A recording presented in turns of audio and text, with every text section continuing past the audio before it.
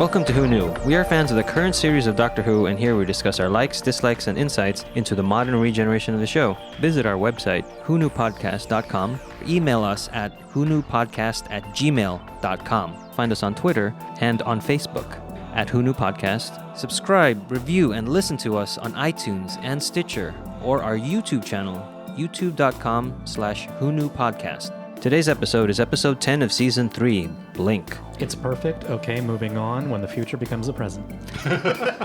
Don't blink. Don't even blink. Blink and you're dead. This episode is written by Stephen Moffat, directed by Hetty McDonald, and it originally aired on the 9th of June, 2007. It was originally watched by 6.1 million viewers. Hi, this is Eugene. Let's introduce ourselves. Hi, this is Frank Shipton. Just Frank. Don't look at me. This is Josh. Hello, this is Auburn. Hi, this is Kelsey, and short disclaimer, I do not watch scary movies or TV shows. Hi, this is Brian.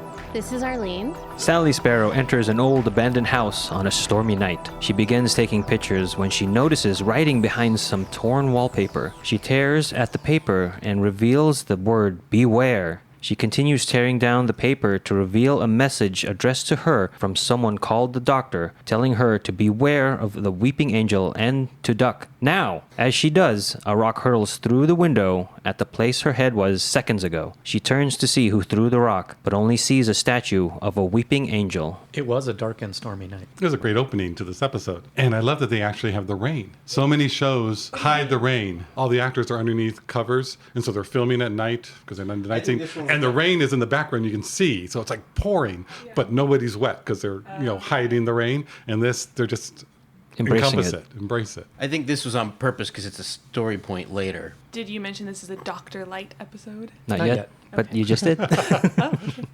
And it does feel more like a movie the way it's shot. Well, and as we go further into this episode, the frighteningness of it and the scariness of it is very cinematic. It's not, whiz bang, light and effects and graphics. It's very in the camera, like, wow, very real, very scary. And it's not shot for commercial placement. They have the different scenes, and then they're going to cut to a commercial. So either there's a cliffhanger kind of thing or something happens. And this one is shown in Britain together, but here in America, there's always going to be commercials placed. And so they kind of have a little lull when you're going to go to a commercial. This doesn't feel like it has it. It's like it is shot as one piece. But I liked earlier when she was revealing behind the wallpaper how it kind of got through it all quickly, and it was just the right amount of information that was weird. And how did that sequence end? Did there was a knock at the door, or Not yet. She just gets freaked The out. rock gets thrown. Or The rock- oh, she that's looks right. and she Because sees it's the broken weeping in two, angel. so it's like pottery. So who do we think threw the rock or The angel. Football? The angel. Stephen Moffat confirmed that the weeping angel is what threw the rock. I guess I don't understand why. Don't think about it too much. Okay. That's the thing. They trying to knock her out so she doesn't see. This is one of the things that's fantastic. Don't go too into it. Gotcha. Because this teaser is, you get to the end of this teaser, you have no idea where this episode is going Right. to go. In fact, rewatch. I've seen this episode a number of times, but I hadn't seen it in a while, and even I was like, what the what? yeah, like I couldn't quite remember exactly how she finds out this, Yeah. that, and the other. I've totally forgot about her roommate, which is pretty much the plot of the show. It's but it not is- a roommate. Oh, her friend. Sorry. Right. They're not roommates? No. No. She just showed up at She her has a friend's key house? because Isn't that weird? They're close. They're just besties. Yeah. she's calling her and she goes, I'm not Yeah. coming over to your place at 1 o'clock in the morning. She goes, no, I'm in the kitchen. Come on down. And that's when she said, oh, my brother's here. Have you met him? No, you're about to. Okay.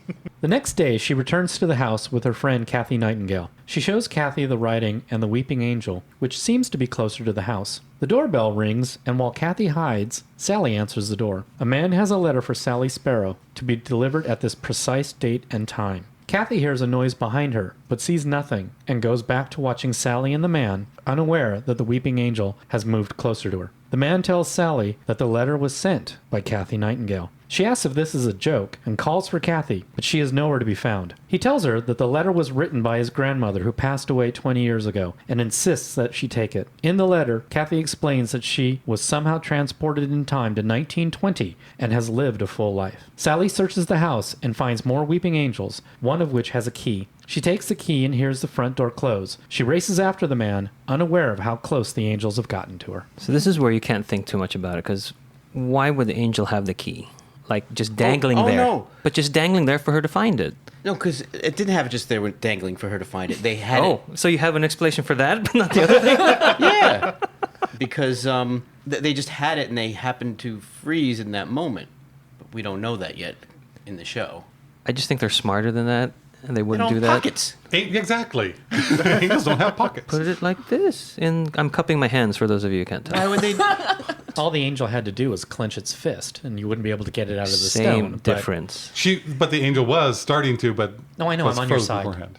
to me, it's like it's good. It's fine. And that's when there turned out to be more than one angel. Before now, it's Sure. only been one. Now you see the other. So, And one of I'm them just had the saying that key. that's something that came up, but I just brush it away. I don't think too much about it. But I also wanted to point out there is a continuity difference between the writing on the wallpaper. So I'm passing around screenshots of when Passing around a printout. of when Sally first is in the cold open, and then when she brings Kathy to see the writing. It's the placement is different, but that's only on repeated viewings that I notice. Don't you dare point out an imperfection of this episode. I always It's thought that different. was shot first with the fresh writing. Then they put the wallpaper on so that she could tear it off. And I think it just tore off some of the actual writing and some stayed behind on the wall. Because at the first part, you couldn't see it was 1969. It was 1960. Yeah, it was some- Then at the end, it was like really bold. 1969. This is the year right here. I like how Kathy was calling them Sparrow, Nightingale, thinking that those two names made a great sounding And they business. do. I think they do. Yeah. So I just thought that was cool. And also, love the line about Sally saying that she loves the old house. It makes her sad. And Kathy, well, what's good about sad? And, well, it's happy for deep people. It's a mantra I live my life by.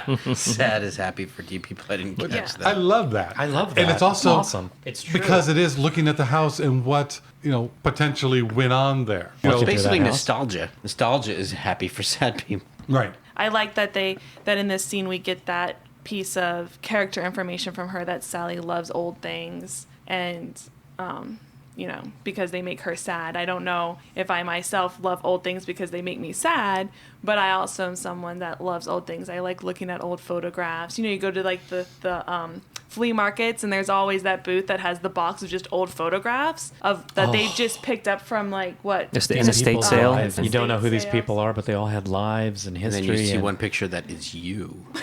Yeah, had to go there, didn't you? Thanks. There's no pictures of you in the box, Josh. No, because I'm a vampire. Okay, so I think at this point we're kind of beginning to catch on that this might be a Dr. Light episode because we're like through the first act and we still haven't seen them. We've heard of the Doctor, we just haven't seen him. He was Right. on like 17 screens. Yeah. Well, what else? But not yet. Oh, not No, at yet? the beginning when she goes goes over to into- Kathy's apartment. Yep. Oh, that's right. What- But so it's kind of like, oh, this is a Dr. Light episode. So this is an episode that they're not going to spend as much money on. I still love the fact that they went out onto location and hired an actor to be Kathy's future husband. And we see the scene of them meeting. Because if you think about it, we don't need that sequence at all. We can just read about it in the letter when she's reading the letter. This is Sally's story. It's not Kathy's story, right? So we're being told things from Sally's point of view, but we still get Kathy's point of view of being dumped back in 1920 and meeting this guy going, no, it's whole. Why do you keep and- saying whole? it's whole. And then, that little scene of following. And then it gives an emotional attachment to the letter, to the photographs, and it makes you feel better for Kathy, realizing, well, we've seen this guy and he's pretty cool. And she had a happy life with him. And I actually, we haven't, I don't know if we're going to talk about it in the summary, but when she goes and puts flowers on Kathy's grave, I looked at the thing and I'm like, wow, he died 25 years before she did. And I literally got a little sad for Kathy. She spent all that time without him just because I saw this one guy sitting on a fence for a brief moment in a scene that didn't need to be there. I love that they spent the money for that and did it. And the way that they cut it too, they intercut it, so we're learning what happened to Kathy at the same time as Sally's learning what happened to Kathy. Right. And the way that they intercut the two scenes, past and present, makes a big impact as well to us. And I agree with you, Brian. I love that scene. And what a shame if they didn't have What a it. shame it would have been. I also love the read that the actress does of the letter. Yes, her read is Her great. read is really, you really feel it. You totally feel it, and just enough too. It's not Yeah. sappy or anything, but she's just, You can hear when she's happy. You can hear when she's sad. And I think the assurance she's trying to give Sally is what really gets me, because it's Yeah. like, don't worry about me, I'm fine. I had Everything's a good okay. life. Yeah. Also, the cinematography of that scene was great, with him over by the bench of the tree, just walking down the hill. With the wide shot you're talking about? Yeah. So it was a little more, cinematic rather than on television. What I think makes this episode being so Dr. Light, but it's also a good example of the show, is it's scenes like that make you feel things like usually the Doctor does. So there's all these elements of the usual shows that are being put in through either the characters or the writing or the editing. I don't know if you caught it, but this is the first female director, I believe, in the modern series. I was going to ask. Yeah, this is the first episode to be directed by a woman after 22 years. Oh, wow. The previous one was The Mark of the Rani. And what about the cinematographer? I mean... I'm just curious. Hold on. I'm sorry, but have you seen The Mark of the Rani? Maybe there's a reason they didn't go back to a woman for 22 years. Don't hate me. So Blink, the cinematographer, is Ernest Vincennes, and he's the one that likes to use the green and the reds. So he is someone that's A regular. a regular. Moffat mentions on the commentary that he visited the set of the house in the opening sequence. So, yeah, I think he took his son to visit that set. I thought that was fun. Well, he's not usually on set. He's a writer. They don't need to be on set. We don't let writers out. That's true. Or editors. I know Stephen Moffat wrote this one. Is this the first one of the new series that he's written, or has he written other ones? The Doctor Dances and The Empty Child are the first ones. Okay. And he goes on to become the showrunner when? Season 6. Season 6. With which Matt is, Smith. Okay. This is season 5. Season 5. Well, if you count the specials of Yeah, the season, but so if you it's- don't, then season 5. Yeah, season 5. Which is Matt Smith With and Matt Smith. our introduction to Amy Pond as well? Yes. Correct. Okay. Oh, that's interesting, Just placing because- in context Yes. where all this happens. Moffat also wrote Girl in the Fireplace, Yes, right? he did. Okay. Oh, So it's- oh my goodness. Yeah. He does one every season. In this sequence, before we move on, I also want to just talk a little bit when Kathy is being killed by the angel. That whole sequence where we're kind of seeing Kathy's point of view from one side of the door, behind the door. We're also seeing the angel creeping closer. There's also a mirror in that room that will continue to be there. Like, we go to this mirror shot a lot. I just really liked it because it moved the perspective around a lot with the camera angles and the editing. But I felt like I always knew where I was in geometry to like everybody else, which can be really difficult when you're playing with so many different directions of points of view, but you always knew where your main characters were and also where that angel was like creeping from outside to behind the door and everything. That's very good, because this is a new location to us as the viewer. We've never been to this house, where if this was shot, let's say, in the TARDIS console, we'd know exactly the geography of that console. Plus, it is very dark. Interesting that you would say that, though, because Frank and I were talking last night. And you didn't like that sequence? No, I love that sequence. But I always thought the room was upstairs. Oh, interesting. Yeah, I'm totally wrong. The first Completely, time I watched it, yes, I did too, and then repeated viewings, yeah. Now there is a Downstairs. moment. There's a moment after when she's looking for Kathy that she runs upstairs. But it's after she looks in the room. But for some reason, my brain never caught on to. I just always thought it, and it was like if somebody had said to me, I'm like, well, she runs upstairs to find Kathy, but Kathy's not there. But that isn't the room. And Frank was like, well, yeah, the garden's not going to be outside a second story. And it's like, huh. Interesting. Yeah, okay. And now all of a sudden, it just kind of like all clicked into place. Interesting. Was that because in the cold open we see Sally walk around the house for Yeah, a while I think so. and she goes upstairs? Yes, and I think it is. But catches- in the opening sequence or whenever, when we first see her in there's a lot of time cuts. Right. That's what- Jumping jump around cuts. stuff. And it is that Kathy is in the room, so she can't directly see the front door. It's through the mirror, right? Right. Okay. What I want to know is, did Kathy tell her grandson what was in the letter, or is he just like fulfilling her last rites or her last wishes? I want to know why she told him to, when you deliver the letter, deliver it in the most creepy Yeah. fashion and really make it spooky and scare the dickens out of her, because I was told to give it to you. Again, it's all about the atmosphere and not the details that you... I wanted him to be like, "Oh, you're here. I guess I lost the bet." Right, from Back to the Future. It's like they're both scared. Yeah. And so his delivery is scary to her. Yeah. But he's also freaked out and like so Yes. I would Yeah. I think it's acting towards the tone of the Yes, piece. absolutely. Yeah. Oh, yeah. And I almost think maybe he was totally expecting nobody to be here. Like he's like, I guess I'm gonna do what I told my grandma. I made a promise. I'm gonna go do it. And he knocks on the door, and she's there. Yeah. Like he's probably really freaked. Yeah. Like, oh my God, this actually is something happening. So. But there should be another episode from his point of view. Talk about tone. I loved the ending of this scene where the angels are looking at the window. I do too. Oh, yeah. That's such a great Yeah. tone of freakiness. Yes, so freaky. The scene in the attic, or I call it the attic. Second story? with all Yeah, three so- angels, and then the fourth one appears at the window. So I guess I don't Yeah, know. yeah. No, it's good. And did you guys notice like when Sally? There's a shot where you can see all 4 angels. The one with the key is in the foreground. Maybe you can only see 3. You see the one in the window, the 4th one, and then a 3rd one. And then as Sally moves past the 2nd angel, Oh, it yeah, it changes. Oh, yes. Yeah. And there's also, you see a shadow behind Sally's head. Oh, does it really? I Yeah, didn't that's what notice we were that. saying. You know, she doesn't realize how close, because an angel is actually reaching for her as she walks out. I did notice that. So I think here where we see the angels in the window, it really made me think that the ratio of fun on set to scariness in the final product was this is probably one of like the highest episodes of that ratio, just because I think it would be so fun to be on set with all of these angel, like, I don't know if they were mannequins or if they were actors portraying. Part of them were people in wardrobe. They did a special treatment to the fabric to make it look like it wasn't flowing. Okay. But I just think it would be so much fun to be there with all these people pretending probably to be as still as possible, and then to see what the final product is on screen is so much scarier than I'm sure it was on set. Because if you think about it, you're shooting windows with like these mannequins like things in the windows. Like it's pretty silly to like pan up. Oh, there's one. Pan over. Oh, there's another one.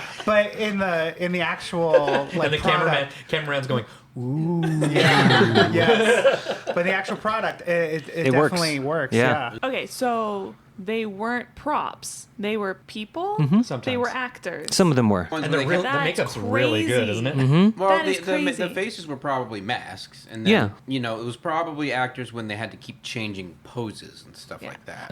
We haven't talked about the sound design, but the sound design really adds to the tone of this creepy factor going through it. Like you get that sound of it sounds like bugs. But it's Psycho music. I get a Psycho reference. Yeah, the Angels theme is really, really relentless. In the letter, Kathy asks Sally to tell her brother Larry what has happened. Sally goes to the DVD store where he works, and Larry is in the back watching a DVD containing an Easter egg video of the Doctor. It contains only the Doctor's half of a conversation. This same Easter egg is on 17 totally unrelated DVDs. Larry has been trying to figure out the other half of the conversation and has written down the Doctor's portion. He leaves to get her a copy of the list of DVDs, and the video begins again. Sally makes a comment, and the Doctor answers. She says it is like he can hear her, and the Doctor replies that he can hear her. She freaks and pauses the DVD as Larry returns with the list. I gotta say, I also like the guy who's watching the shop up front. He's like, stop, wait. And it's literally just a guy or a woman walking into a door. Yeah. He needs to see the person Yes. walk into a door. And he's like, okay, what do you need? It's so typical of what you think of. Like the Simpsons comic book guy, this is a video store rental guy. And kids, video rental stores are where people used to go to rent their What year was movies. this episode? 2007. 2007. Yeah. Still some around, but it was obvious that store was kind of a used. Yeah. Specialty store, yeah. It does explain how come there are so many TVs in Kathy's apartment. Larry Right. working there. It's like, why does she have so many different screens to watch all the different versions of the Doctor on this? It always bugged me. When It I always first made watched me it. jealous. That place. So I'm thinking anybody who turns in their VCRs or DVDs to get fixed, he's taken home to watch all these different, 17 different DVDs. It's the perks of working at a rental store.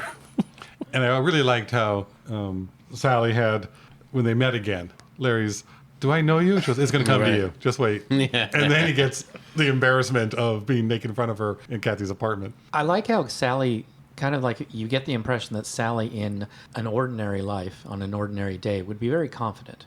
Yeah. Yes. You know, she looks at the gravestone of Kathy and says, "You lied about your age, you cow." I mean, she's very secure. And so it's nice to see a character like that being thrown off by these weird doctor-related stuff. Well, what's great about her, too, is from the frame one of the show, she's always figuring something out. She's never thrown by what's happening. Yeah, and she's not necessarily completely accepting everything that's going on, Right. but she's curious enough to figure out. She's overly rational, Yeah. but she knows something's up. Yes, you But know, it's and she is the person that goes into empty, Houses. haunted-looking houses in the Yes. middle of a storm. right. And that same guy at the beginning, the register, Yes. is just talking to the TV, saying, "You stupid woman, why don't you go to the police? Why do they never go to the police?" And that's what Sally Right. hears, going, "Yeah, that's my next place." It's like, I love that little going, "Yeah, that is good advice" idea, that little interchange. Well, not only is that a little device to get her to go do that, but it's also this motif of talking to the TV in the whole episode. Right. Oh, that's a good Right. point. Also, this is our first wibbly wobbly timey That's wimey. right. They're like a Rory and Amy precursor. I was gonna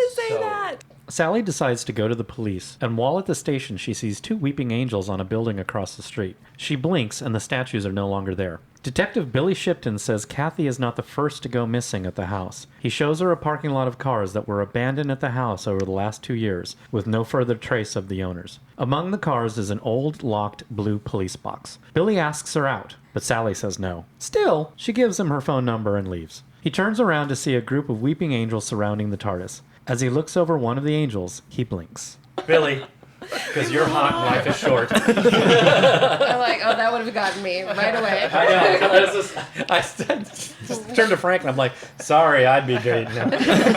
Maybe that's why I'm Hot single, life because is when you short. said that, I was like, oh my God. No, they're like, but you have the to be delivery. very cute to say Alright. it too. Yes, that could be very creepy. Obvious but much. Billy delivers it freaking perfectly. Yeah, I'd be like, okay, we're his going for a accent. drink, right? Yeah, because it is like if you said because So if I said it like, let's not you went It's light and because fun. Let's do life this is in the short episode. and you're hot. That's not sexy at all. you got your work cut out. This is gonna be Work fun cut stuff. out. Work cut out. I see what you did there. Because he comes, okay, let's just say it. Because for me at least, he comes across as, yes, he does say something that could potentially be creepy, but it's not in his delivery because you also get, if she flat out said no, okay, Moving on. he's moving on. Yeah. Oh, yeah. He's not going to like stalk her. No, I get You it. know. It's just. But yeah. The scene where Sally is looking out the window as it's raining and sees the two angels on the opposite side of the street. I remember my nephew showing this to him, and he was like, "They're gone. Where'd they go?" And to see that reaction and I guess enthusiasm and just like wonder in somebody seeing that for the first time is really fun. How old was he when he saw that? At the time, he was probably 8 or 9. Uh-huh. That was the first time we saw in the show the slow motion zoom. Yeah, to when me, someone- that's a bit heavy handed. Into the eye? I think you needed it in that moment. I think if it was too casual. I was gonna say I think you needed it because when Billy blinks, you know what's coming. Yeah, I think you're right, Kelsey. Zoom in. Yeah, That, You're you there. need it You're like because then this. when the camera slowly zooms in on Billy, you're thinking, "Don't blink, don't blink." I don't mind the zoom. I mind the slow blink. I wish it zoomed in and we're zooming in slow motion. And then it's like, and it's taking me a second and a half to close my eyelids. You know, I liked it because it's for the dense people who really don't pay attention. It's yeah, that's that. true too. And I feel that it's the whole, oh. Yeah, you know what? Because if it was just a regular blink, people would just think it was a zoom. It's also for kids. It's for Yeah, kids, the spelling it kid. out for kids. It also is in conjunction with that's how slow time moves for the angels. This was also the moment that I noticed with Sally. Sally is wearing a long brown coat and a long multicolored scarf tied close around her neck and dangling down. Yep. They are making her the doctor. At the beginning, with her seeing the old house and just the idea of who lived there, what their lives were like, what the potential was like. And then here, don't look at me, don't look at me. It kind of parallels the angels. And Well, it's interesting because she likes old things, and then she gets this bunch of photos, which are these old photos of this old person's life. And then what happens a few scenes later is another old person. Sugar daddies. I just realized that the house is empty because the angels killed the owners. The angels have been there Yep. a long time. Because they say that all the cars show up. Oh, that's right. All the cars all- show up, so they've been killing people. They've been feeding off their time. 2 years. Which Right. you find out later. I just spoiled it. Stephen Moffat does mention in the commentary that in his version of this world that he's written, that missing people are people who have slept near the weeping angels. You know, you see missing child posters and things. They ran away and then they slept near a weeping angel and they got taken. I noticed on Shipton's jacket, Billy's jacket, he had a patch yeah. that looked like a sparrow to me. Oh, that's cool. It was a bird. It was like, oh, it's like a sparrow there. Well, don't like sparrow have a meaning in? That's a dove. Sparrow's Sparrow also God there. keeps his eye on a sparrow. I thought sparrow, nightingale. I I thought thought that's those were. Beretta. I thought so too. What? Keep an eye on the sparrow. That's probably what they're saying from the song. But he has a cockatoo Beretta, doesn't he? Why would he be keeping on the sparrow? It's in Matthew 5. That's funny. Oh, Josh, we're Was showing our age. Beretta's cockatoo named Matthew? It's the fifth Matthew.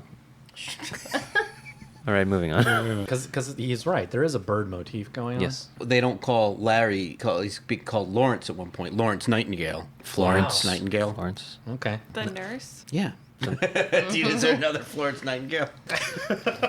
In the Sermon on the Mount, people use sparrow as the description for if God could keep taking watch over like the smallest of creatures, like the most humblest, like sparrows are not something that people are prized possessions or like pigeons to us, then how can God not watch over you? So that's the whole idea that if the God's eyes on a sparrow, God's watching over me as well. Oh, eyes watching. There you go. Yep. Oh, there.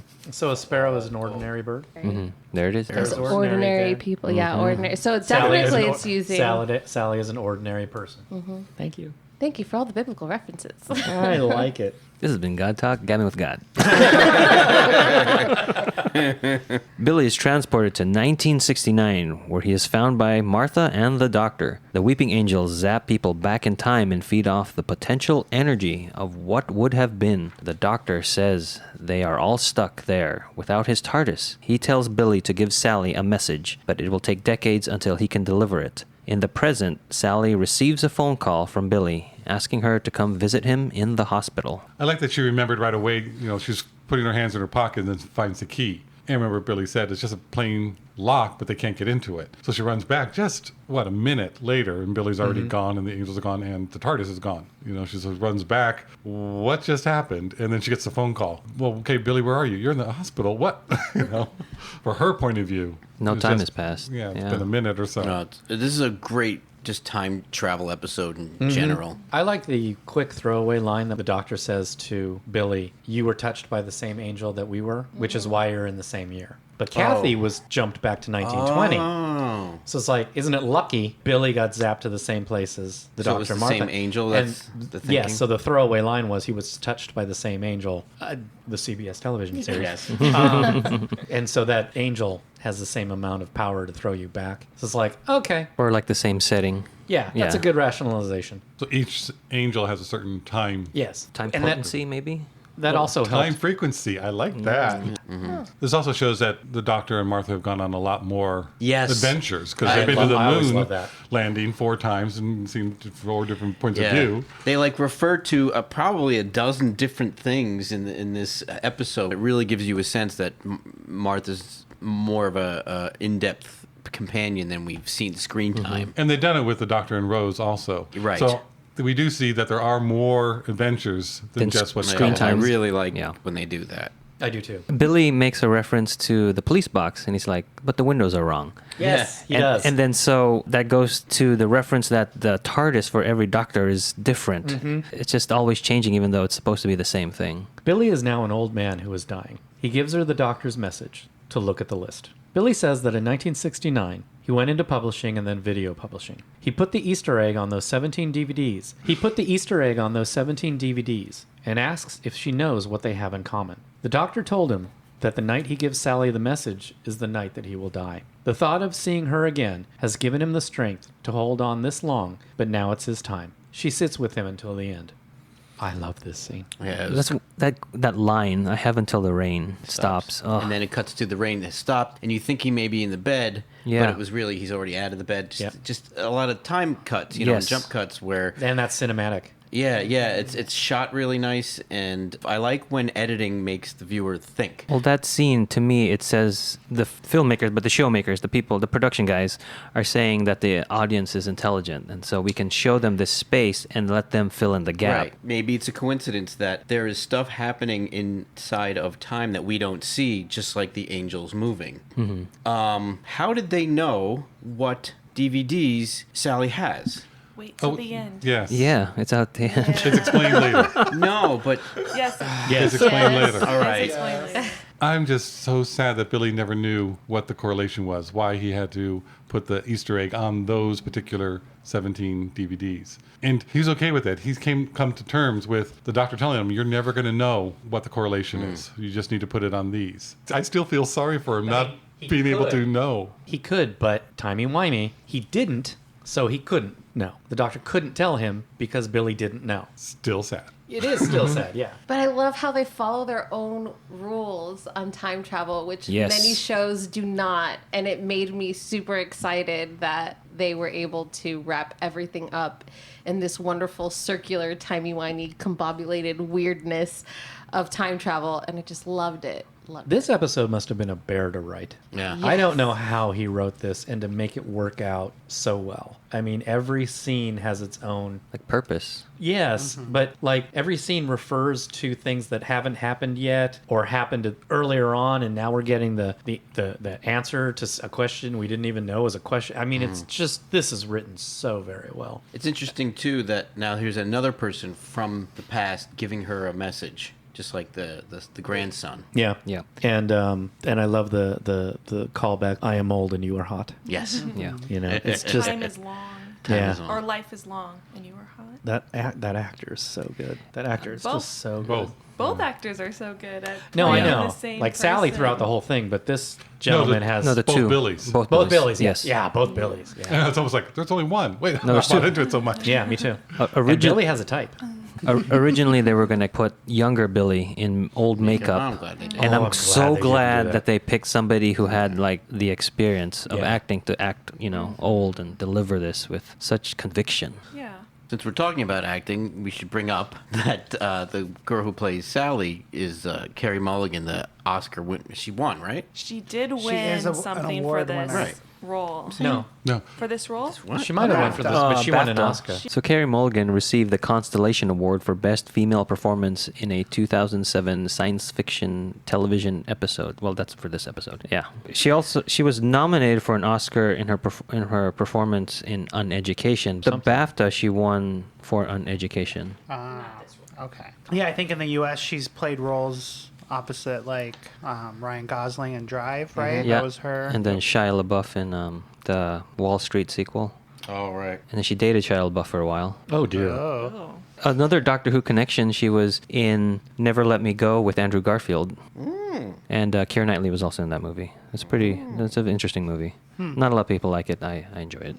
And then since we brought up Billy earlier, young Billy is played by Michael O'Byrne, and older Billy is played by Louis Mahoney, and he has appeared in Frontier in Space with the Third Doctor and Planet of Evil with the Fourth Doctor. That's nice. I like when they bring back actors from the Classic series, yeah. One thing, also while we're talking about this scene, that I just realized just thinking back about it is the starkness of the casting, and that might go to like the monetary aspects of the episode, but like at the hospital we don't see nurses, we don't see any extras. At the Yeah. police station there's There aren't there's any. another detective she talks It to. probably has to do with something like with being a Dr. Light episode. They didn't have Right. money for all those but it people. feels Didn't need 'em. No, it definitely adds uses to the it mood. to add to the mood and to like allow the story and the characters that we do know to really shine. But I just didn't realize till now, like, wow, there's like nobody else but people who have lines. Like even at the video store, the guy is like pivotal with like go to the police station, like, and he could have just been a throwaway character. I mean, this could be coincidental, but I think it allows us to focus on what's going on. Like the emotions are so powerful, we Yeah. don't need background extras to remind us we're in a hospital, we're in a No, police station. I like it, and Yeah. I think Yeah. if it was for budget reasons, then It they worked. embraced it. Wouldn't Yes. be as creepy. Wouldn't be as Yeah. spooky. Oh, that's also a good thing. It's to that horror factor. Like You're you're alone. alone. That's it. Nobody can help you. There is a big motif of looking at things that represent people, like looking at the statues, looking at photography, looking at video. This whole episode is filled with that. Yeah, we look at like the mirror even. In the mirror, Looking yeah. at things, but not looking at them, looking at representations of, or Then, through filters. Reading the what he wrote down later on, we'll find out in the list. It's all about looking at, the whole episode revolves around looking at things, not just the angels. Later, Sally realizes that the list contains only the DVDs that she owns. She calls Larry to bring a DVD player and meet at the old house. Larry brought 2 discs with him. He puts one in the machine and slips the other into his sweatshirt pocket. Watching it on a laptop, Sally begins a conversation with the recorded doctor while Larry writes down her part. The doctor has a future copy of the transcript Larry is currently writing, but is now stuck in the past. The angels have the blue box. They are assassins that, when seen, turn to stone as a defense. They are very fast and can remove you from time in the blink of an eye. They are after the TARDIS so they can live forever. She needs to send the TARDIS back to the doctor. He tells her that is where the transcript ends, which means the angels are coming for Sally.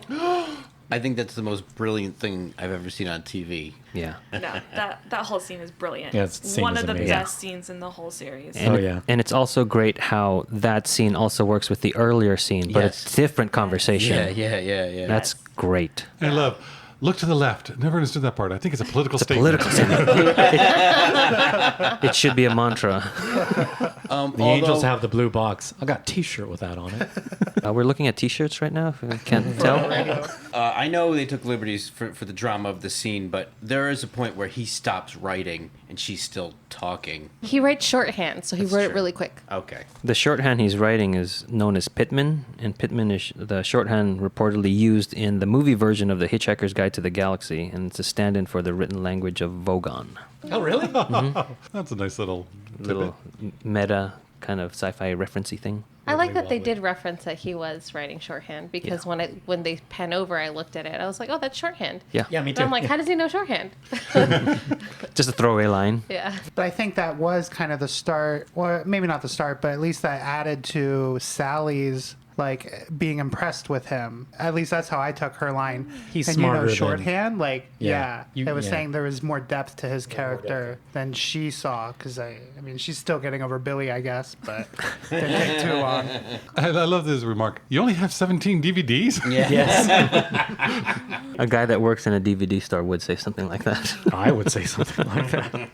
Again, they have an enemy or monster who is as old as the universe. So that's another theme for this whole Martha season of being a little more for kids, and then these enemies. I mean, even even that one with the Arachnos and the witches from Shakespeare and this, and there was the Macra. gridlock. Macra. Yeah. Oh, yeah, the Macra. This season seems to be doing with a lot of old beings. Entities. Beginning of time entities.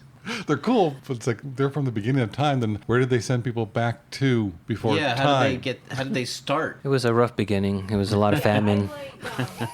Yesterday. Being someone who doesn't do well with scary, like I stay away from. I've never seen any of the Scream movies. I've seen clips, and that's enough for me. You know, this was the first Doctor Who television show that this was the first Doctor Who episode that made me scream out loud.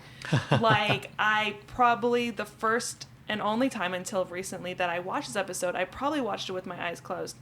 See, I always had a kind of sort of the opposite. Like if I'm watching like a Nightmare on Elm Street, when they're walking around the furnace room and they don't know where he is, I'm terrified. Yeah. The instant he jumps out and you can see him, I'm like, okay, I'm good. You can fight him because I know where you are. I mean, to kill you by letting you live to death is a unique That's a great line. touch. And I think it's great to have this character, this villain that is of the abstract. But then the potential's still there because Kathy lived her whole life. And so did Billy. They lived a whole life. They got married. They had other kids that would not have been there if they didn't go back. So it's just one of those, by feeding, are you then allowing yourself to feed more because now those people have a whole different potential? But it was supposed to be because Kathy would have never disappeared if her grandchild would have never knocked on the door. So, like, this is all stuff that was supposed to happen. Right. It's not like That's- they're changing history. Yeah. This is just what history does. Yeah, and this is what history has been and will be. Right. And it's just time isn't linear the way we think it They're is. not creating Right. new timelines. They're actually, it's all within that. Which But could it be is why still Cat- it's still a quantum notion though, because it is still like Schrodinger's cat. You know, is the cat alive or dead? Well, we don't know until something happens. The angels, are they alive or are they stone? Well, if someone's looking at them, they're stone. Not looking at it, they're nothing. The person lives out their normal life, and that's their potential. And the angels rob them of that potential by throwing them into the past. That's why I wondering- love this episode Yes. so much. It's so good. Did Kathy say, no, look for a picture? Sally needs to have identification because that's the time she needs to look and find out where the angel is to get her. Why It's didn't- Yeah, there's Kathy a, actually sets up the stalling. Say that argument again? could be made What do you mean? that when Kathy wrote the letter, she told her grandson to ask for identification. What she doesn't need to do, because Kathy already knows that is going to be Sally opening the door. Right. But she says, ask for identification to prove that that's really Sally, because she needs time for the angel to get to her and throw her back in time. Oh. Kathy could also remember going, oh yeah, I also heard him say I need identification, so I need to Oh, tell him to right. look for identification. It makes me wonder if the angels are actually doing what they're supposed to do, and they're not bad guys. Now that we're discussing it, They look That's scary. just how they eat. yeah, Yeah, That's they're how just they feeding. survive. Yeah. Why do they have sharp teeth if they don't actually eat anyone? Potential energy is rough. Don't judge them. That's how they were drawn. It's because they're just ugly. Okay. That's what happens when you're born near the beginning of the universe. You You've got got sharp the teeth. sharp teeth. And as we'll later find out, at the end At of the the end of universe.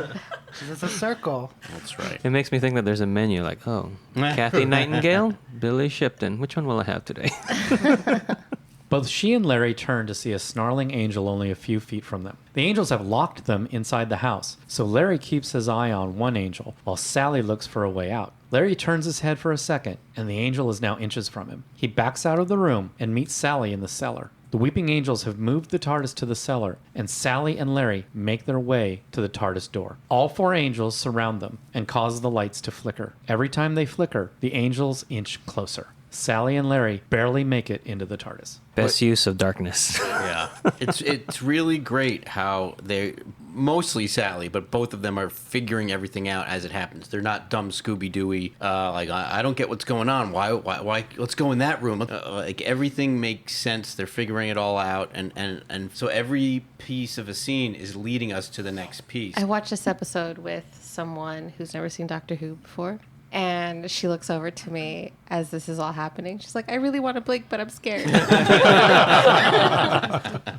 That's when you remember to wink and wink. Yeah. They go back and forth between your eyes. Yeah. Why didn't they just do that? That would have. That's funny you mentioned that because Moffat goes, yeah, that's the answer that people give me, but you tried doing that in a moment of stress and you can't do it. Yes, I wondered about that too. Cover it and blink. So like covering one eye would make you want to blink both eyes. Yes. But I love the lighting in this scene from the beginning all the way to when they somehow manipulate the light to go off. But close up on Larry's face, his eyes, the pupil, is so big, so it's got to be low light, but that makes him look so Terrified. intense and Yeah. terrified. I wonder how many takes it had to do with him not blinking at all during those scenes. Because when you tell me not to blink, all I want to do is blink. Yeah. Like that's really hard to like not blink. They never explain what they're doing to the light. No, they I wish don't. they did, but that's one of those you just got to go with it Accept because it, it's yeah. Don't part of the think- feel Yeah. and the Yeah. theme of it. Oh, Kelsey, you missed one of your favorite lines. Yeah, she goes down in the basement, right? And then Larry can't stay in the room alone anymore, so he backs out slowly and then runs down.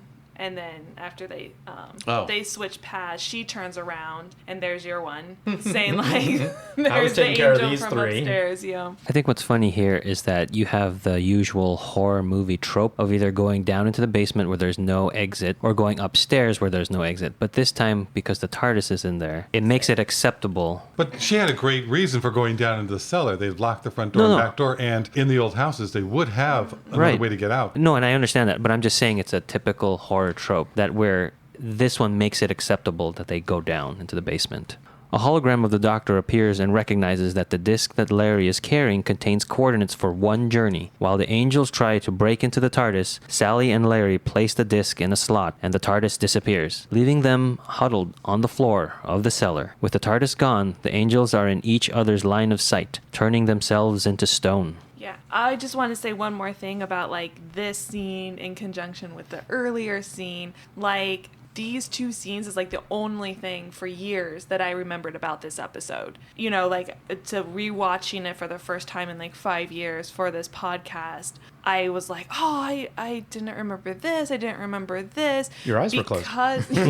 Well, because of the just how scary these two moments are. That's all I remembered from this episode. There's a critical plot point that they needed to do, and that was they needed to bring the disc into the TARDIS. Right. And they could do that so much where it's like, why are they holding on to this disc? But he's explaining, which I think a lot of us kind of geeks would, is, well, this disc has better sound. Well, this disc has a better video. This one's, we would do that. And so we would bring multiple discs just to go, well, which one did you want to watch?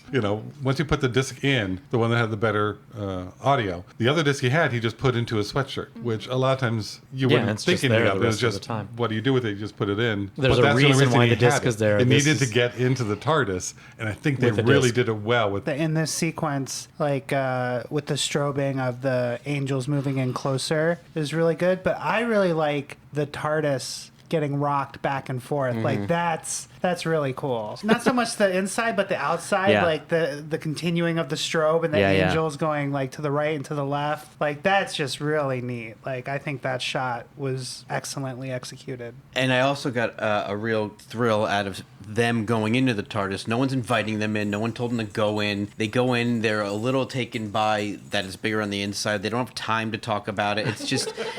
But for people who are fans, it carries a lot of stuff with it. When you do go into the TARDIS, you're carrying a lot of all your knowledge of that with it, and it has a lot more to it. You're talking about terrifying moments. The first time you watch this and the TARDIS is disappearing and they're not Yeah, going. they're not going. Which I don't know if we've ever seen that before. We haven't in the modern show, but it's like you're leaving them. But how can you be leaving them? And now that's terrifying. Yes. And then, it's like when you think about it later, it's like, yes, he has to leave them behind so that we can wrap the circle up. They can't go back to 1969 and then the doctor, it's like she has to wonder and write everything down and all that kind of stuff. And that scene when they're like in the center of the room, huddled by the console, and the angel just starts appearing like right over them, wibbly wobbly. I mean, it's just, it's just so terrifying. It's creepy. I do have the impression, until just recently, rewatching it confirmed the impression, but this episode leaves you the impression that our main characters, Sally and Larry,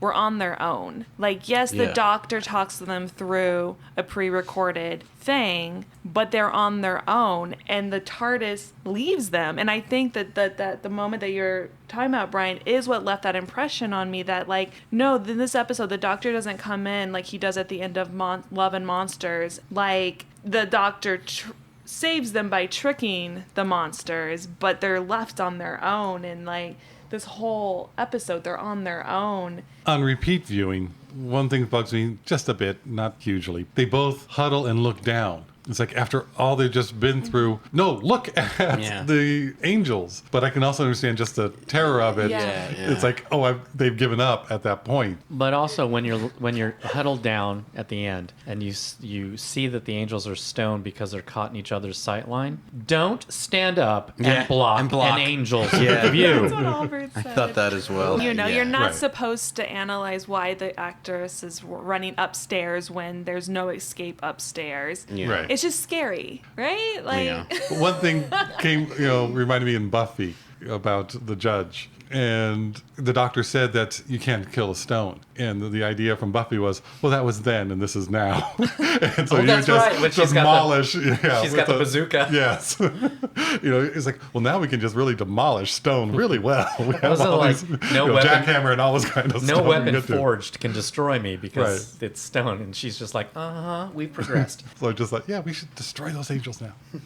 We also have our sister-in-law, I guess. She has this a figurine it's maybe like 7-8 inches tall, but it's 4 angels in a circle, There's like 6. touching At the end. hands. You put a candle in the center and it's all really nice looking. But Oh, it's And not it- from the show. It's No, Oh. and it is the most terrifying. It's so I don't creepy. even want to be in the same room when she's got it out, and it's like I can't tell her, but I'm just too freaked out. And they are looking like stone. Yes, they're they are. kind of a raw stone look. It's really a nice piece. Yeah. And but we- it's our just, niece- it's our just the way niece- we look at it is you have a raw stone angels in a circle. Well, our niece was sitting next to it and was like, "Look to your left." Oh! 1 year later, Sally owns a DVD store with Larry, but she cannot stop wondering how the doctor knew so much. She compiles all the information she has into a folder. The list of 17 DVDs, the transcripts, pictures, everything. As she looks out the window, she sees the doctor and Martha arrive in a taxi on their way to battle some creature. She stops them, but they have no memory of what happened because it is still in their future. Sally realizes that the doctor got all his information from her. She hands him the folder and tells him to keep it with him. He will need it someday. Now that that mystery is solved, she can focus on other things, like Larry. And the list of the DVDs is in that packet. Right. So, but it's a new list that she wrote, or the list that she got. The list that she got. But who Does it wrote matter? that? Where did it? Yeah, because it had to, in some time and space, it had to have But been it's written. circular. But it had to have been He written. wrote it. That's wrote cause it? and effect. Larry. You're talking cause and effect. When did Larry write it? When he saw that all those 17 He created that list. Oh, he videos created that list had during the- his detective work. Yes. Yeah, before they met and went on this adventure, he found these Easter eggs on these certain And 17 only these titles. Okay, 17. and since the doctor had that list, he knew which discs to put the Easter egg To tell on. Billy Yes. to put it on. So nowhere in time and space had anyone made a point to look at Sally's DVD shelf. No. Sally only got it when she read it Right. and realized, oh, they're all mine. Yes, No one ever wrote a list counting her DVDs. Exactly. yes, because Right. everybody has a piece of the puzzle, not Right. the bigger picture. yeah, So I that's get why it. they wouldn't think to look. And who knows what she wrote in that folder? Maybe she did say, it's a list of Right. my 17 DVDs, which are these, which are Gotcha. different lists than what he had. But I started to think that about 'Cause a she's- minute ago, but I think what you're because saying it's been a too, year and she's been compiling stuff, going, okay, how could he have known this? Doing like what you're doing. Yeah. So Right. she could be rewriting But everything. the fact of the matter still remains, she never found the Easter egg. So it was Larry did. almost pointless to create that list in that way. But she did find it. But she didn't find it. But She it didn't was need to. found. Yeah. No, I know, but the reason that they made it those discs to begin with is so she would hopefully come across it. No. No. No. No. No. So that the person that came across it came across it. You know, But- so then it's you're a moot forgetting one point. thing. The doctor Right.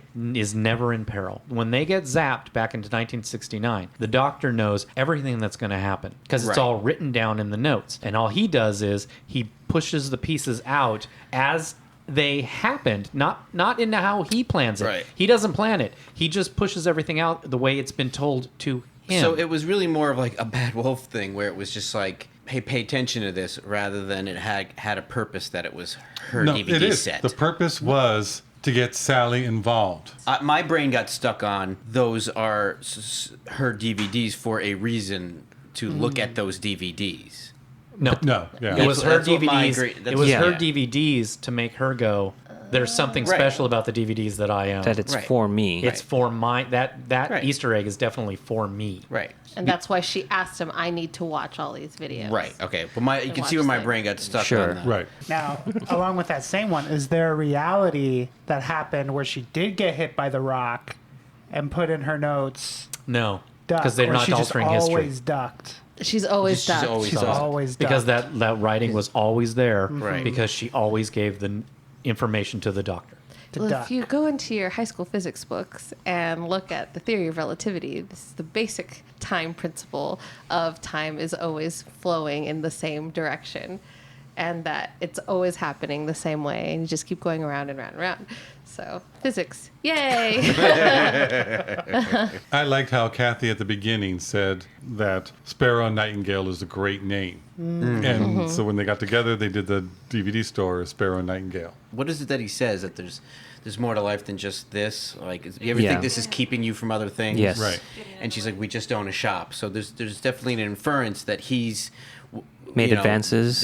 made advances, or maybe they've even had a thing, but she won't commit to it because of this. She's obsessed with the this, doctor. She's obsessed with tying this bow off. Like, Yeah, like she needs what's going on. closure. She needs closure. She cannot move on Right. in her own personal life until she has closure Right, with and this then whole this, thing. so and then Which exact- she thinks she's never going to get. you know, where it's inferred that they do form a life together, and Yes. that's what makes this perfect little episode of television, whether or not you ever have seen or will see an episode of Doctor Who again. Right? So now the question is, did the doctor go to the house to write that message because he was just happened to be at the house and happened to come across these angels? Or did he go because he got the packet and he was curious and looked through the packet? Because of the packet. But wait, but there is something that happened that zapped them back to 1969. Yes, and we don't know what that is. It might have been at It the might house. be that. Went It to was at write the it. house. Yeah, they 'cause found the He went TARDIS to at the write house. it. Oh, that's right. They found And the he TARDIS got at the house. zapped back. That's right. So No, he she didn't go to write it. created. No, because he wrote it in the past. He didn't write it in the present. the TARDIS was lost within the last 2 years because they found it with the other cars at the house. But did he go to investigate at the house? And that's the Yeah, thing. yeah. So Sally created this Paradox, almost. paradox all the way from the beginning. So Given him the thing. people that it were was- disappearing from the house. he went to look- and the doctor and Martha went to see why people were disappearing. Yes. And got zapped back to 1969. Yes. The doctor went, oh, and Retrieve the paper. No, file. it's the doctor. I think he would have looked at that as soon as they thought what they were going to go for. And You know, set it up right, with the whole hatching and all that kind of with stuff. the bow and arrow. I think he would have looked at it, and knowing the doctor, he would have memorized it. yes. I mean, that's really yes, quick. but he doesn't know when it's going to happen. Right, so he would have set up the whole DVD, being able to read it in the TARDIS, the protocol 712, so that, it's like to send back in time. Once he read all the paperwork, he put that already in motion. But he had I to can, write I it. can see him putting the hologram into motion, but he can't put anything else in motion Right. until he's in 1979. Yeah, but it's like I got to put it on a DVD. He has to make a DVD player in there. So it's like Yes, I 'cause that's all completely agree happening. with that. So it's like he knows it. He's got to make a DVD that has that information on it, and done the hologram at that point.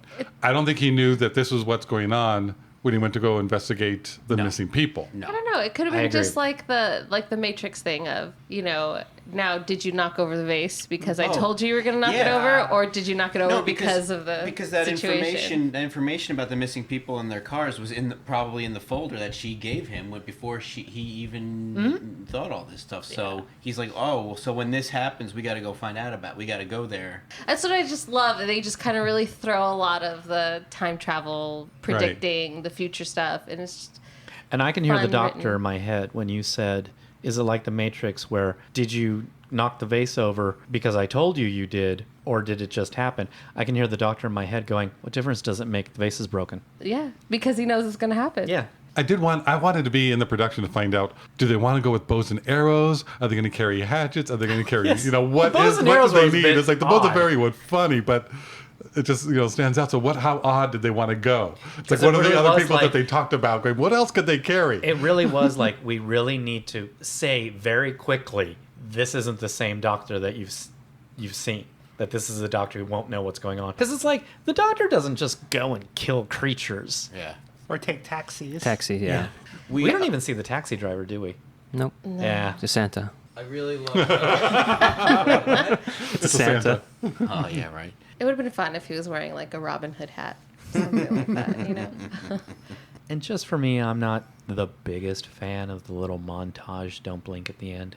I think it's a little silly, but it's it's a show for little kids, Yeah. and that would just terrify Yeah. them for days. Yes, it would terrify the little kids. That's right. Well, it just breaks the narrative. It's all already over a the different world. episode, so I'm okay with having a different ending. But it's just not. so like break. It's like The kid in me loved it. Yeah, I still I enjoyed like it. If this was true, we would all be dead, or Yeah. we would all be out of time, or whatever. Maybe I think we it are. Gives you, yes, I know. I think it gives you enough of an emotional reaction to warrant it being different. And it extends the episode to real life. So every time you go out and Yeah. you see a gargoyle, is true. you see an angel, you see some kind of statue. I was at my friend's house as that little montage was going on. She got up and turned the angel around in her house and made it face the wall. She's like, nope. Look over there. And that is the last bit of genre trope from the horror is Yeah. that you think the monster's defeated, Yeah. but if you Yes. just look around the corner, It's there. he's still Yeah. there. Yep. Yeah. Like the statue of the kid flying a kite. That's really creepy. That is creepy. I know. At night. If you ever have gone to Rome and seen some of those museums, the artistry in the faces and just in the marble, and they have one that's a woman lying down, and it looks like it's fabric and it's marble, but it's just done so well that you could see them coming to life. They are so lifelike that it gives you that extra little Are you talking creepiness. about the Michelangelo ones? Or There's a lot. There were a Oh, lot so of different many. ones, not just. Just like the presence, like they feel like they have a presence.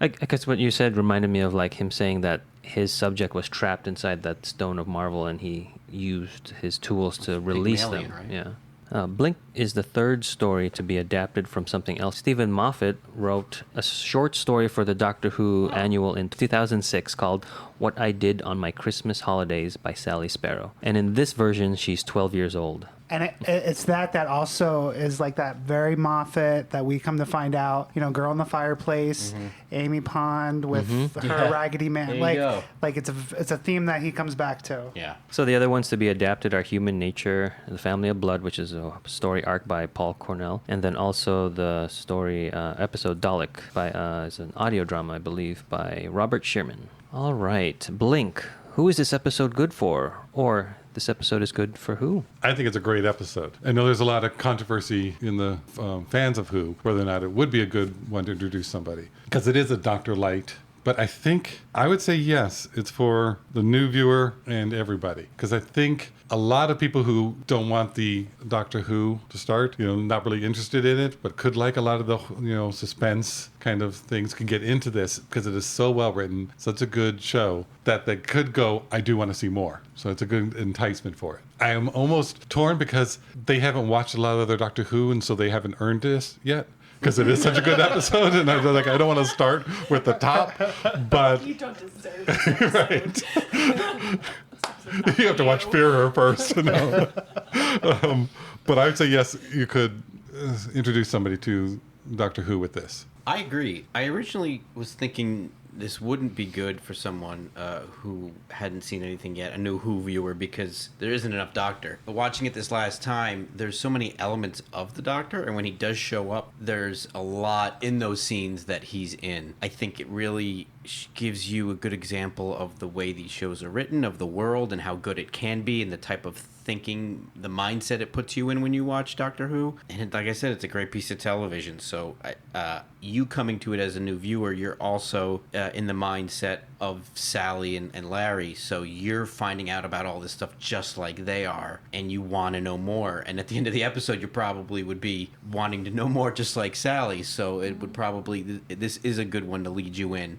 I will also agree with Frank and Josh. I think it's a great episode to start somebody off with. Even though the Doctor isn't present, you get to see him a lot, on the screens. Like, they get a lot of play out of that little bit of screen time. And the paradoxes with time travel, I think, are great. They're real thinkers. Like, this whole episode really inspires a viewer to think, like, what is happening? How did that happen? Which I think is always good, and hopefully would leave a new viewer wanting to see more. So I'm going to say this is good for everybody. If you haven't seen it yet, stop what you're doing. Go watch it. So this episode, I think, was the second episode I watched because Eugene really had to entice me to start watching Doctor Who. So I think I watched all the episodes we were unanimous on. And I just watched it this morning with a new Who viewer, and they loved it. I think I have shown it to several people as the first episode to watch, and they like it. And then I guess maybe on that whole behalf, they don't deserve it yet, because then they watch other episodes and they're like, oh, this is not like that one. But I think it's such a great episode. I've seen it 8 times, maybe more. I don't like watching things over again either. So I just really, really love this episode. I thought it was written well, and I do love the idea of time travel, and not many people do it well. Actually, most people really mess up time travel and just use it as a device to create their storyline. And this was really well thought out, and it shows how well thought out time travel is with the Doctor. And that's why I always respect the writers. So yes, new Who viewer. Who is this episode good for? This episode is good for everyone. Everyone needs to see this episode. So don't take my word for it. Watch it. I would never show this episode to someone who doesn't know anything about Doctor Who. This is a brilliant, fantastic episode of Doctor Who. It's too different, and I would show it to a person soon after they got introduced, but I would only recommend this one to somebody who already knew what Doctor Who was. I am showing them something and I want them to continue to watch Doctor Who. so And so I'm going to show them an episode that I think is the quintessential Doctor Who episode. I do not think Blink is it. And this will set up their expectation Yes. to be false. And one thing that gets me as I was listening to all you guys talk is you were saying, well, we don't see the Doctor much or his companion. When we had Human Nature and the Family of Blood, I said I would show it to everybody because even though we don't get the Doctor, we still get David Tennant, we still get Martha, and everybody is constantly talking about the Doctor during that episode. And you guys didn't agree with me. And in this one, he's in it exponentially less, but you're okay with it. I didn't say that. I'm not okay with him not being there a lot, but I just like the episode. I love the episode. This is one of, this is one of my favorite episodes of all time. This is like the best written episode. You can watch this one and just marvel. They should teach this in a screenwriting class, because this must have been so difficult. But this is not something that I would show somebody that I wanted to turn on to Doctor Who. Maybe 5 or 6 episodes in. Again, you are starting them at the very, very top. The only place you can go is down. It's true. But then they'll always be chasing that high. First one's free. But well, did your Eugene hooked me with doing this, so I'm on a Doctor Who podcast after watching 2 really high episodes. 2. What was the other? The Girl in the Fireplace. Hello. It's Girl in the Fireplace. I have an example. And this, I'm not comparing the show in any way, shape, or form to Doctor Who. I never, ever, ever watched Married with Children. Could have cared less. I knew nothing about it. And Frank, I think you had it on once, and it was an episode where the next door neighbors go on a plane, and the entire episode is the 2 of them flying on a plane. And Marcy is, I think, and she's like really nervous about flying, and the husband's trying to calm her down. And then they had their 2 wacky neighbors who were acting like idiots in the back of the plane. At the end of the episode, I really thought Married with Children was about Marcy and her husband, and the wacky sidekicks were their wacky next door neighbors. And I do remember finding out like a year later, wait, the show was the wacky neighbors? Ew. If I'm going to show somebody an episode of Doctor Who, the Doctor's going to be in it. The Doctor's going to have his companion in it. And there's going to be some interesting thing that shows you the Doctor and the companion. That's my first episode. So who is this one for? Casual.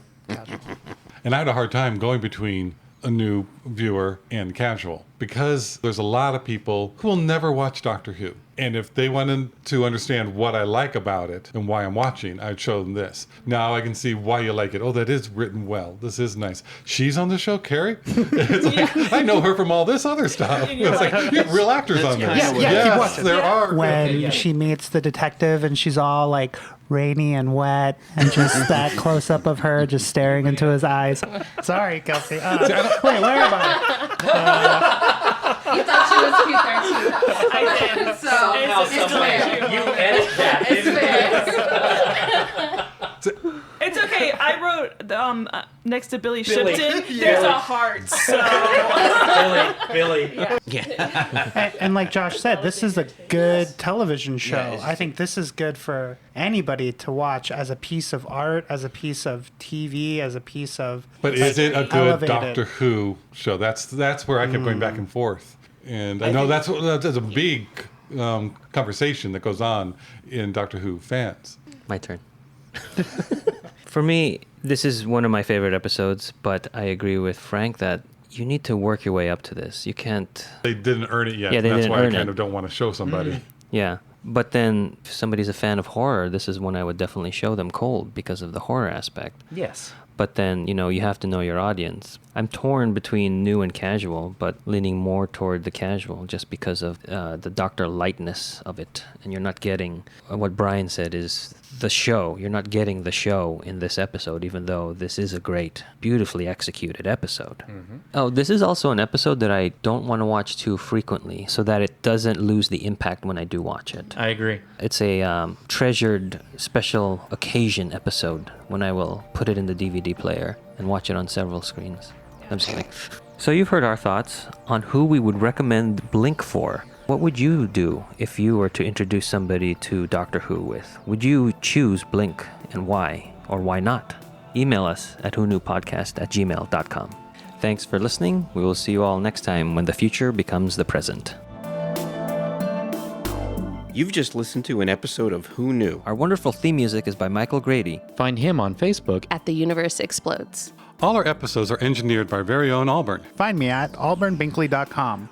You can find this show in several places. Follow us on Twitter at Who Knew Podcasts. Subscribe, review, and listen to us on iTunes and Stitcher. Or our YouTube channel, youtube.com/Who Knew Podcast. All our episodes are on whoknewpodcast.com. You can leave comments there or email us at whoknewpodcast@gmail.com. This podcast is inspired by Doctor Who. The longest running sci-fi show in history. And especially the revival spearheaded by Russell T. Davis. thanks to Russell, Sydney Newman. Verity Lambert. Ron Grainer. And all those involved in the adventures of our favorite Time Lord. Your work continues to inspire and entertain. All right, blink. Okay, ready? We're gonna do blink. Don't blink. I really enjoy this episode. That's it. I know, right? Just go watch Sounds it. good. Just watch it. Don't bother listening to this. Just go watch it. Yeah, When we get we'll cut there. this out. And considering even those statues that were across the street from the police station, was it? You tell me nobody on the street was looking at them? They're high up. It was raining. Raining. I'm just People had umbrellas. Okay. No, were you talking to me? yeah. Oh, no, I didn't think you were talking to me. Let's start again. You're talking to me? There's nobody else here. Larry and Sally are the prototype for Amy and Rory, who are Are going to they, though, or become is that the just what we companion. think? Who are going to become Aw. the companion for a future Doctor. I think it's Is pretty that obvious. confirmed? To me, it's incredibly obvious. They're the same exact type of. Well, we can't go into it too much, but we'll. I think it's Going on certainly what? something Well, that... because it's a spoilery type Oh, of thing. yeah, no, okay. Well, for those of you who haven't caught up, who haven't gone past the Doctor Who episodes that we are actually reviewing, there are future companions that are a lot Similar. like these types of people of Sally and Larry. It's like Riker and Troy are just like Decker and Ilea. There we go. I don't Now we know got that the Star second Trek reference. reference. For those of us in the know.